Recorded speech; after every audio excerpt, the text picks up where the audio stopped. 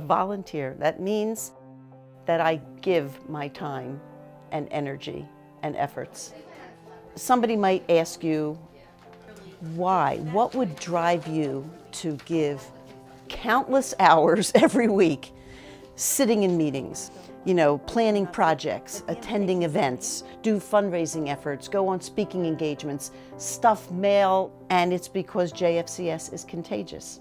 Once you see how much they do for people of all ages, once you feel it, once you get it, you want to be part of it. Oh, Hi. It's so good Hello. to see you. Good to see you too. And I brought lunch. Oh, that'll be great. We'll have a good lunch. I delivered Rosh Hashanah and Thanksgiving meals to some people, and one of the women that I met there just touched my heart. She is just a wonderful woman who is in her own apartment, so she's a little bit isolated. And the couple times that I've delivered meals to her, we just get into a conversation and she shows me the beautiful furniture pieces in her house and different artwork, and we just talk about our family. I'm hoping that we'll be able to develop a nice relationship and just talk and just be there for each other. These are my two sons.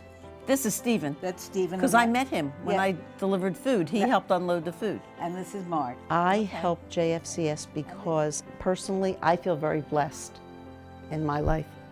See, I get choked up when I think about it. And I want other people to feel that way.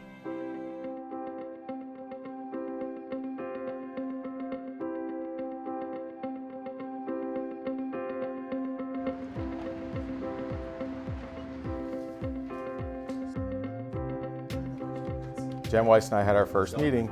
I didn't know how to get involved, and we just had a simple discussion, and she said, we'll find something for you to get involved with, and you'll get a feel for the agency.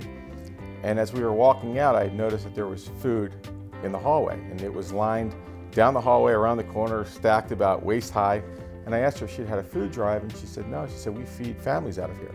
The simple thing of space, to be able to feed more people or to be able to take in more food to feed more people, that was the beginning for me. I told her that I have a building on Route 70. I had some extra space that I thought would be a great fit for a pantry. The finances behind all of it and how it worked was, what can you afford as an agency? If you can afford nothing, then we need to talk about that. And there was a nominal thing that they could afford. I said, done. To watch somebody get out of their car that's never been here before, to watch a mother of children get out of their car with this look of desperation and sadness on their face, and to see a little bit of relief when they're walking out with their bags of food, I don't know how you quantify that. You can't. One little thing helps, and it may not be a check. It may be an introduction to somebody that could help the organization. It may be a relationship that you have that makes a program that was failing succeed because there's somebody else willing to help. It doesn't have to be the dollar, it just has to be the will and a small execution of your will.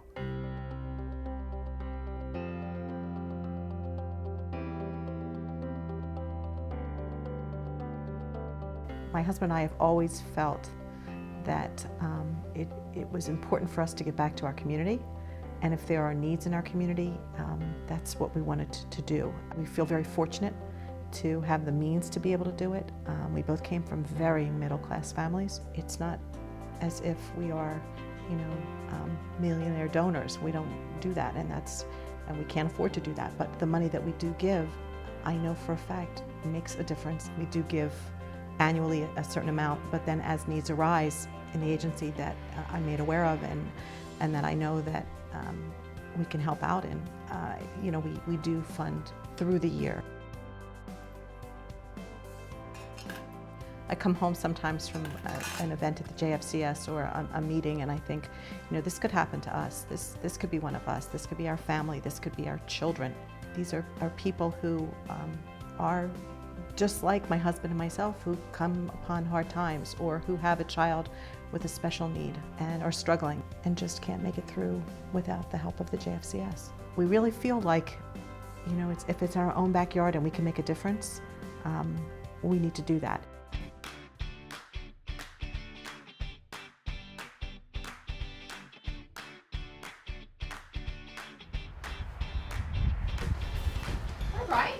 Hello. How's it going? It's going good. What JFCS needed from us was to provide employment for community members that needed additional training and needed improvements in their own interpersonal skills. And when we heard about this vocational need and our needs, it sounded like a real winner that we could match up our needs with the needs of the community. My JFCS job coach said I have this job in an office that they know you want to be in an office. So I said I'll give it a try. So they brought me in for an interview. Next thing I knew, they brought him in and introduced him to everybody in the office, and that was a go. I've learned a lot.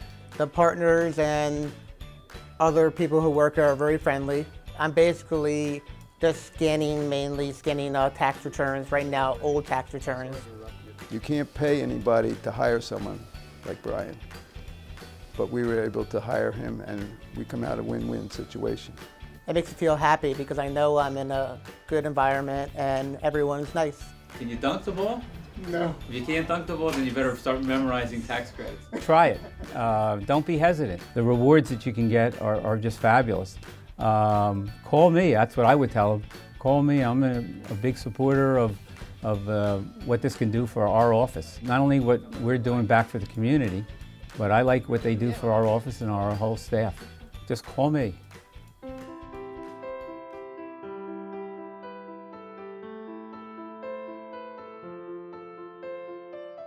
When they were young, maybe 2 or 3, my kids, I started bringing them with me for delivering meals during the holidays, Meals on Wheels. They're 7 and 8 now, so as they're getting older, I'm allowing them to be more involved, do things where they can actually serve food.